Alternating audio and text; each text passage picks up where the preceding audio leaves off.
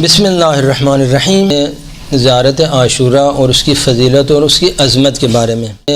حضرت امام باقر علیہ السلام نے فرمایا، حضرت نے فرمایا کہ جو شخص بھی عاشورہ کے دن امام حسین کی زیارت کرے اور وہاں پر عزادار رہے اور روتا رہے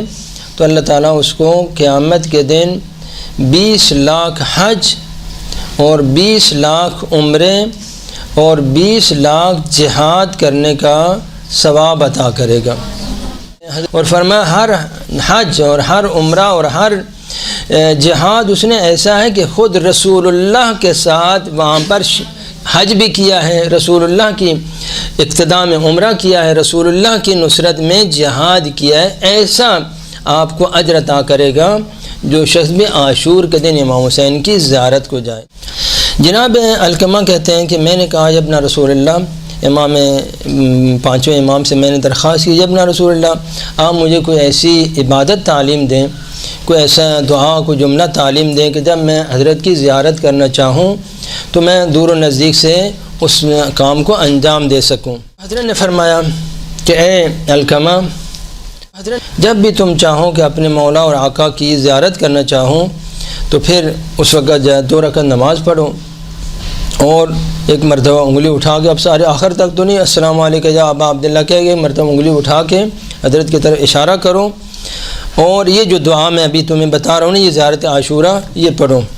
تو اللہ تعالیٰ تمہیں کیا اجر عطا کرے گا۔ فرمایا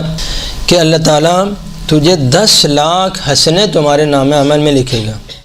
اور 10 لاکھ گناہوں کو اللہ تعالیٰ تمہارے معاف کرے گا۔ اگر تمہارے نہ ہوئے تو تمہارے والدین کے، والدین کے نہیں، دادی دادا کے، نانی نانا کے، بہن بھائیوں کے، چچے ماموں خالہ پھوپھیوں، اگر ان کے بھی نہ ہوئے تمہارے ہمسایوں کے، ان کے بھی نہ ہوئے عامت المسلمین کے۔ اور فرمایا کہ اللہ تعالیٰ تجھے جنت میں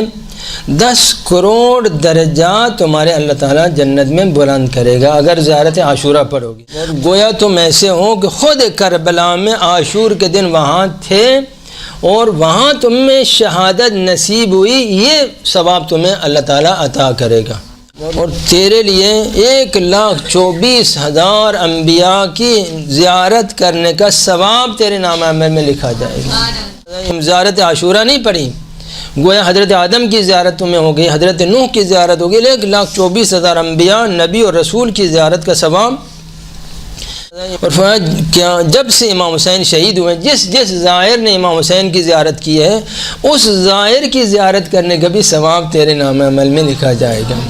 قیامت تک بھی اگر سجدہ شکر کرتے ہیں خدایا تو نے محمد و آل محمد کی معرفت عطا کی، ان کے دروازے پہ ہمیں رکھا، حق ادا نہیں کر سکتے، اتنی بڑی، اس سے کوئی کائنات میں بڑی نعمت ہے ہی نہیں، محمد و آل محمد کی محبت۔ زیارت عاشورہ کا جو سلسلہ ہے اور سند ہے وہ جناب صفوان نے حضرت امام جعفر صادق علیہ السلام سے نقل کی۔ حضرت امام صادق علیہ السلام نے بھی وہاں پر امیر المومنین کے سرانے کھڑے ہو کے کربلا کی طرف رخ کر کے یہ زیارت حضرت نے جب پڑھی اور جناب صفوان وہاں پر موجود تھے۔ اس کے بعد وہ جو دعا ہے، دعائے علقمہ جس کو بولتے ہیں، انہوں نے وہ بھی پڑھی۔